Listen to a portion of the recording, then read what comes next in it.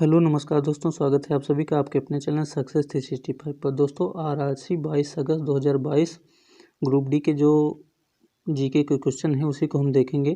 तो देखिए, जो सेकंड शिफ्ट में क्वेश्चन आया था, बिना समय गवाए हम उसे हल करते हैं। देखिए, तो सबसे पहला हमारा प्रश्न क्या था। सबसे पहला प्रश्न हमारा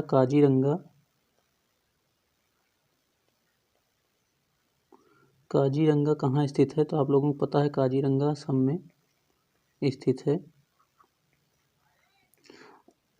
चलिए अब दूसरे प्रश्न पर चलते हैं। देखिए, दूसरा प्रश्न क्या पूछा गया था।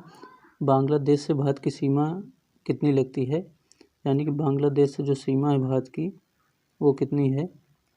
तो बांग्लादेश से सीमा लगती है 4,996 किलोमीटर। 4,996 किलोमीटर। तो चलिए दोस्तों अब अगले प्रश्न पर चलते हैं। देखिए अगला प्रश्न क्या है। अगला प्रश्न पूछा गया था, सिंधु दर्शन उत्सव कहाँ मनाया जाता है। सिंधु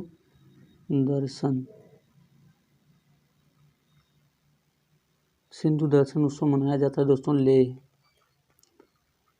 लद्दाख में। तो चलिए दोस्तों अब अगले प्रश्न पर चलते हैं। देखिए अगला प्रश्न क्या था हमारा। अगला प्रश्न आया था, पराक्रम दिवस किसकी जयंती पर मनाया जाता है। पराक्रम दिवस आप लोगों को पता होगा, पराक्रम दिवस मनाया जाता है सुभाष चंद्र बोस की जयंती पर। सुभाष चंद्र बोस, उनकी जयंती कब मनाई जाती है। सुभाष चंद्र बोस की जयंती मनाई जाती है 23 जनवरी। चलिए दोस्तों अब अगले प्रश्न पर चलते हैं। देखिए अगला प्रश्न क्या था, मौलिक कर्तव्य किस समिति की सिफारिश पर जोड़ा गया। मौलिक कर्तव्य किस समिति की सिफारिश पर जोड़ा गया। मौलिक कर्तव्य स्वर्ण सिंह समिति की सिफारिश पर जोड़ा गया। आप लोगों को पता ही होगा, मौलिक कर्तव्य हमारे अनुच्छेद के 51 का में वर्णित है। चलिए दोस्तों अब अगले प्रश्न पर चलते हैं। देखिए अगला प्रश्न क्या है, दलित बंधु योजना किस राज्य में प्रारंभ की गई। दलित बंधु योजना तेलंगाना में शुरू की गई। तेलंगाना में। तो चलिए दोस्तों अब अगले प्रश्न पर चलते हैं। देखिए अगला प्रश्न हमारा क्या है, बाल बजट किस राज्य ने प्रारंभ किया। बाल बजट किस राज्य ने प्रारंभ किया। तो बाल बजट मध्य प्रदेश ने प्रारंभ किया। चलिए अब अगले प्रश्न पर चलते हैं दोस्तों। देखिए अगला प्रश्न हमारा, अंडर 19 2022 किसको हराकर भारत ने जीता। अंडर 19 वर्ल्ड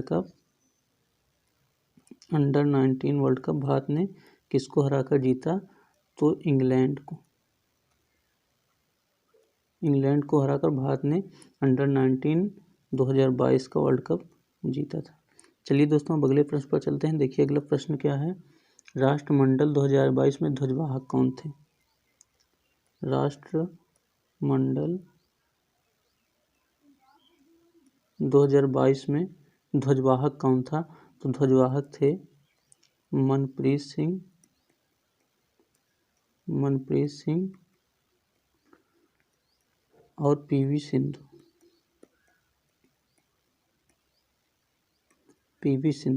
चलिए दोस्तों अगले प्रश्न पर चलते हैं। देखिए अगला प्रश्न क्या है,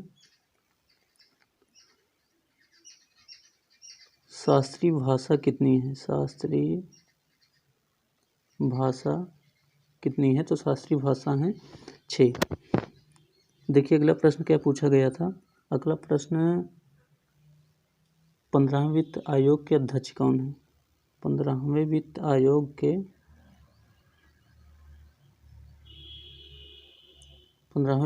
के अध्यक्ष कौन है।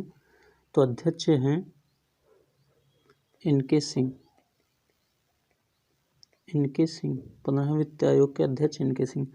चलिए दोस्तों अब अगले प्रश्न पर चलते हैं। देखिए अगला प्रश्न क्या पूछा गया था।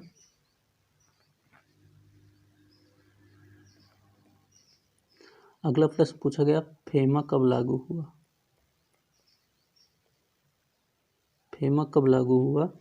तो फेमा लागू हुआ था 1999। फेमा का फुल फॉर्म है फॉरेन एक्सचेंज मैनेजमेंट एक्ट।